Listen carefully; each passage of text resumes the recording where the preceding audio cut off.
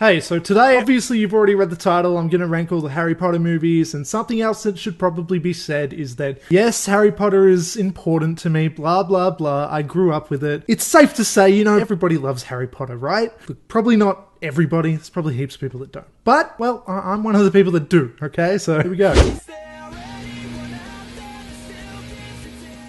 Alright, so number 8 is The Chamber of Secrets. It's just kind of the most boring one. They're still kind of young, it's still sort of childish. But, I mean, that's really about as bad as it gets. I mean, even the worst in this series is pretty good. And that just goes to show how good this series is. Like, there's not really a bad installment. But let's just throw up a hypothetical here, shall we? Like, if I had time to watch only, like, 3 of the Harry Potter movies or something, like, no. I'm at gunpoint and somebody's like, okay, you gotta watch 3 Harry Potter movies right here, right now.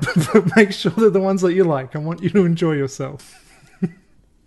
Well, my point is, The Chamber of Secrets wouldn't be one of my choices. What are you playing at? Next up is The Philosopher's Stone. Yes, I don't really like the earlier movies as much as the later movies. Again, it's just sort of childish and stuff. But, I mean, that's really not a fair thing to say. That's just totally subjective. Thing is, this was a kid's movie when it came out. And when I first saw it, I was a kid. And I really loved it, except for how long it was. I couldn't quite hold my attention span for that entire, film length. Used to get bored. But as a kid, I did fall in love with this series because of these early entries. I can't really say a bad thing about them. They really set up this entire world. The casting is amazing. Like, you're not going to get better than the castings that they went with. I mean, unless they could have, but we'd never know. And obviously just all the set design, the music and everything that they, you know, everything that's Harry Potter, that's iconography for Harry Potter, including the theme music and how Hogwarts Castle looks and how everything looks and all that, like that all carries through 7 movies after this one. Like that all was clearly very well done. Is what I'm trying to say. 6 is maybe a controversial pick, okay? It's the Goblet of Fire, and I know that that's a pretty popular one. People really like that one. And for years, this one used to be my favorite, okay? But as I've gotten older, I've come to realize a little bit that Goblet of Fire is just kind of gimmicky, and that's why I liked it so much, because it was about those games and everything, the, what are they called? You know, the games. I'm a fan of Harry Potter, I promise. I just forget the names of things. What are they called? Tri-Wizard Tournament. I remembered. I didn't have to look it up. Okay. There's a lot of filler in there, like, between the challenges and all that stuff, if you know what I mean. But, I mean, it's still better than 1 or 2. I still think it's great. It has one of the best endings of any of these movies in this whole franchise. It introduces Voldemort, like, fully in the flesh, finally, after all this time. It's starting to get to that real dark phase of these movies. So, there's a lot to appreciate in it. I'm not bad-mouthing it. It's fun. I like the, you know, prom awkwardness that goes on. There's a lot of teenage stuff in this and a lot of awkward teenage feelings and stuff, and it is the right kind of stuff for this movie. It's orchestrated perfectly. It's for teens, it's stars teens and everything. That's exactly what this is, and it's done awesomely.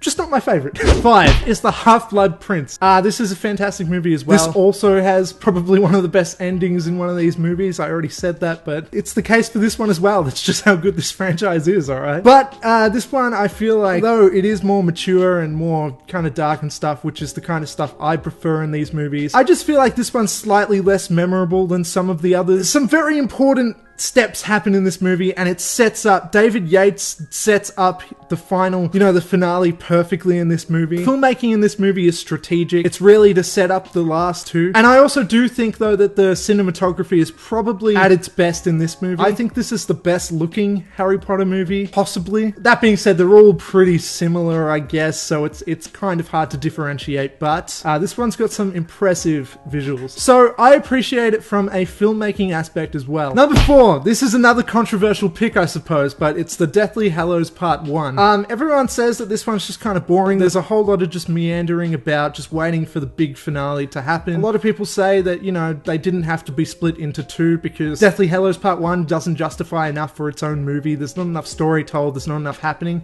You know what? Nah, Disagree. I love how much of a slow burn this movie is. I love that this is really the calm before the storm. It feels hopeless, but at times it's really sweet as well. You really connect with the characters in a way that you hadn't in the series beforehand. I mean, it's always been personal. You've always been with these friends and kind of learn who they are and everything, of course. But in this movie, they feel more like full-fledged people than ever before to me. I really love the part where they're just walking through the woods and they're trying to find the Horcruxes. I think that's awesome. I can see why people don't like it. It's not quite as eventful as some of the all of the other movies, but there's this real beauty to it, I feel like, and I just really like how patient it is. Except for the first half, which is chaotic and fun, and it's just this fun adventure, which is awesome as well. It's very playful, though on its way to being very dark. It kind of mixes the dark and levity really well. I absolutely love Deathly Hallows Part 1. I know that this is probably going to be ranked like the lowest, highest, like the worst one on a lot of other people's lists, just because it is not as eventful, but I love it. Next is the Deathly Hallows Part 2. This is a perfect ending. There was so much potential, so much could go wrong. There was so much build up, there was so much expectation, there was so much that could just go wrong. This could have been terrible. If this was bad, it pretty much would have put a bad taste in everybody's mouth for this entire franchise, as Rise of the Skywalker did for me. The Rise of Skywalker did for me with Star Wars. But no, this one holds up compared to all the stuff that came before it. This is like the most goddamn climactic you can get, and it pulls it off. It's emotional, it's sentimental, it brings in all of the characters and everything. Everybody is there. Everybody kind of gets a moment to shine. It's basically like the end game before end game. I don't know. I think it's balanced really well. It's also obviously really dark and stuff. Everything is like, this movie feels desperate. Everything's a race against the clock. Everything is against Voldemort and stuff. Everything feels hopeless and just sad. And I think that's awesome for this franchise that started out as these kids movies. They've clearly evolved into this much more mature storytelling thing. Number 2 is The Prisoner of Azkaban. This one was also pretty much on par with Goblet of Fire for me for years. This was easily one of my favorites, and it still is my second favorite. You know, it's got the time travel aspect. Every time I watch this movie, I think that like it's gonna end, and then it's like, no, we're only like halfway through because we're doing the time travel stuff, remember? And I'm like, oh god, I thought the werewolf bit was the end. No, there's heaps more. And the best part is to come, actually. That time travel stuff is awesome, but that's not all that this movie has. I mean, the introduction to Sirius Black, that whole weird bus ride and all that start bit that's kind of funny, except for the contradiction where he does some spells outside of Hogwarts and then they're like, yeah, sick, that's fine. And then in Order of the Phoenix, they're like, fuck you for doing spells. It's kind of inconsistent. But ignoring that, The Prisoner of Azkaban is just, this is the one where they start to get that little bit darker. Like, you know, they get more and more as they go, but this one was the real one where they first start to feel like it's not just for kids anymore. It's a little bit scarier, I guess, like with the werewolf stuff and whatever. And I don't know, just all the characters are starting to feel more developed and stuff. They don't just feel like little kids anymore. Like, they're starting to get a little bit more complex. This movie's like funnier than the ones before it, I think, like in a more mature way that aren't just, oh, look at that ghost doing goofy shit or whatever. Like, I feel like there's more substance to this movie. Yeah.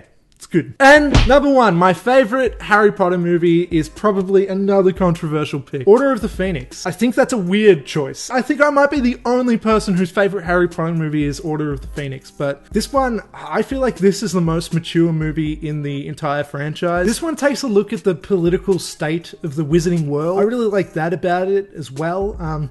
Yeah, and this movie's really about, like, it's just about rules and the laws behind all the stuff in this world of the movies that we love. And what it turns out to be about is these desperate characters in just this crappy situation with not really any options. They don't really have anything else that they can do about all this until they kind of just say that, yeah, they do. And they decide that they do have more options. This movie is about rebelling against corruption. And I really love that about this. I really like how much of a bond all of the characters that we've come to know have in this movie. And how Harry proves himself to be this great teacher and stuff, even though despite that, he has this one kind of short little line or monologue or whatever about how he's not that great. He's not that special. He's had help, he's been lucky, and all that stuff, and he's not that good. Everybody else is as good as he is. And I really love that scene. It settles this humbleness to him. But then, from then on, like, he proves himself to stand up in that fight nearing the end, which is also a great scene. This movie is very eventful. I think it has the most substance to it. I think they do the most with the world and its characters than any of the other movies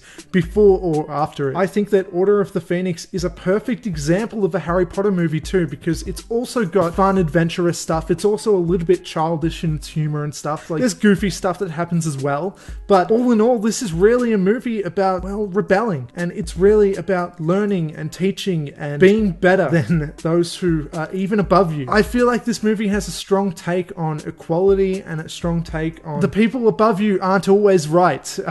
And to not just listen to what you're told, to question things for yourself. I think that this is the smartest movie in the franchise. I think that it really, really holds up. I think it's fantastic. This is easily my favorite. Like, there's not even an argument. There's not even some conflict in my mind. Like, my worst two were pretty concrete, and my best two are also very concrete. Everything else in between, it's kind of maybe swap those here and there. But no, Order of the Phoenix is my favorite Harry Potter movie by far, and yeah.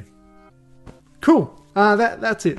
So if you like this and stuff, or even if you didn't, like, comment, share, subscribe. I'd appreciate it. I'd like to get the numbers up. I'm trying really hard lately. I'm trying to share my stuff. I'm trying to get myself out there a bit more. And it's working a little bit. I've had, like, minuscule results, but even minuscule results are something, right? If you're one of those people, thank you so much. I appreciate it. And yeah, that's all. Keep coming back for more.